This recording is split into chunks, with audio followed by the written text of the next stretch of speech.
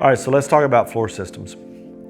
Floor systems are really popular in pools today, mainly because people just don't like the visual of the traditional sweep that is made to run around the floor cleaning it. They don't like the knot. They feel that there's a safety concern of a kid getting entrapped or tangled up in the cord. The tail comes out of the water, sometimes sprays the window down. It's annoying. So these floor systems are really popular. And we get a lot of questions like, man, how does it work? And I wanted to tell you about that today. These are the main components of a floor system. These are the nozzles. These are the collars, and this is the multi-port, the brain behind the whole thing. So the way that this works is we install a series of these heads, and you can get these heads in, I don't know, there's 5 or 6 different colors, so you can really match it to the plaster, so that the idea is that you hide these so you don't see them.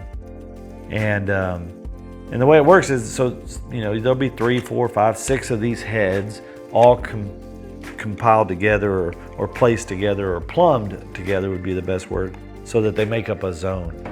And every time that zone is activated, the head comes up, sprays a big water column out this jet. It just sprays a big water column. The idea behind that is that it stirs up any dirt that has settled or leaves or debris. It stirs it up into the water column, and that water column slowly drifts over to the main drain, and that main drain sucks it out, runs it through a pump and filter where it cleans it up, and then it sends that water back.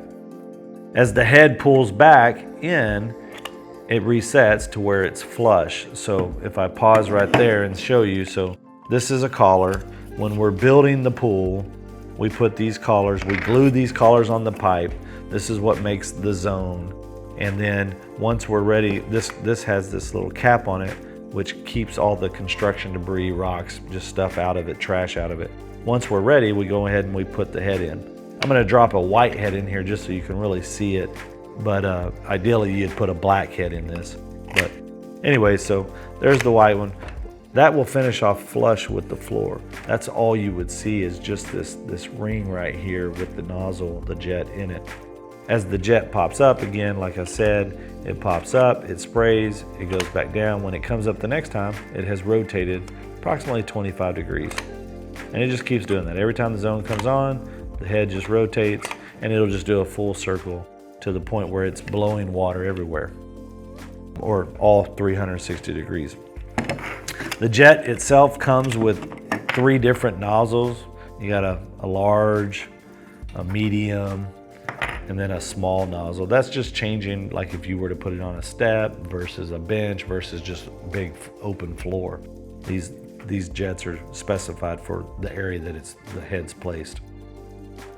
The multi-port. So the way that this works is water comes in. On the bottom, this is a 6-zone multi-port. So as water, if we call this zone 1, as water is going out zone 1, it goes to a series of heads. These heads pop up and spray their water. Once that zone is done, because it has moved over to zone 2, this head would fall down, and then the head in zone 2 would pop up, and then zone 3, zone 4. And it just keeps doing that for as long as you want to run it.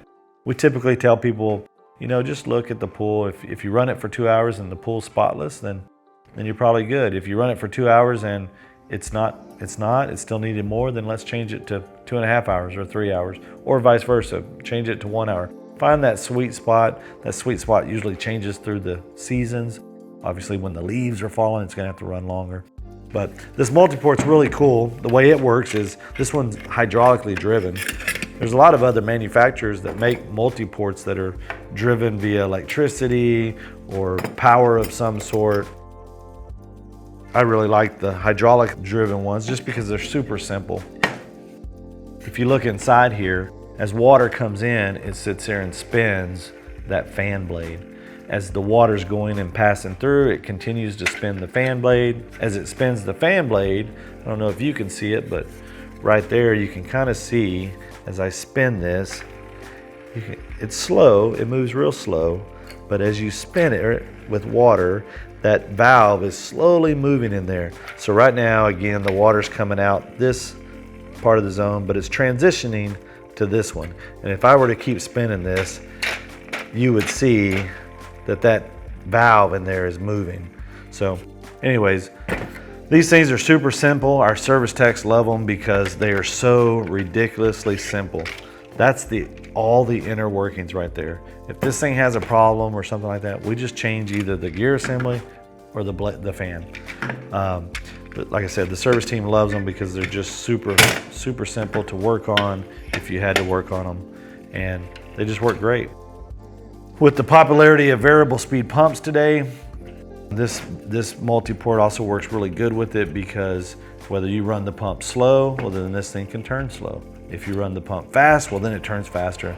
Some of your other multi-ports on the market, they don't have that luxury. So anyways, multi-port, the brain, the heart, whatever you want to call it, the jets, the nozzles, and then the construction collar. That's the components. Now let's jump over into a design.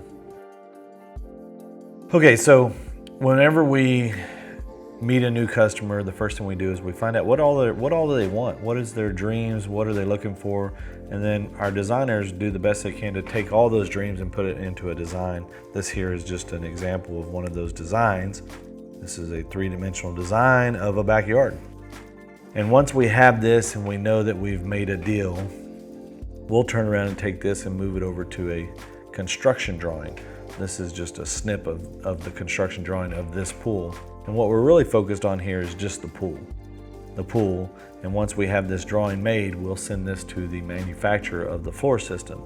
The manufacturer of the floor system will turn around. They will place the heads and the zones, essentially. They'll design and build a floor system for the pool that we have designed. In this case right here, as you see, this right here is zone 1. Zone 1 is right here. Zone 1 consists of a large head, medium head, another large head, small head, medium head. So that zone right there has 5 heads in it. If you look further, here's zone 2 over here. Zone 2 has 1, 2, 3, 4, 5, 6, and 7. So there's 7 zones or 7 heads in that zone. That multi-port is sitting there rotating between zone 1, 2, 3, 4, 5, 6, and then it goes back to 1. And it'll do that over and over and over until you tell the system to stop doing it, or until the program ends.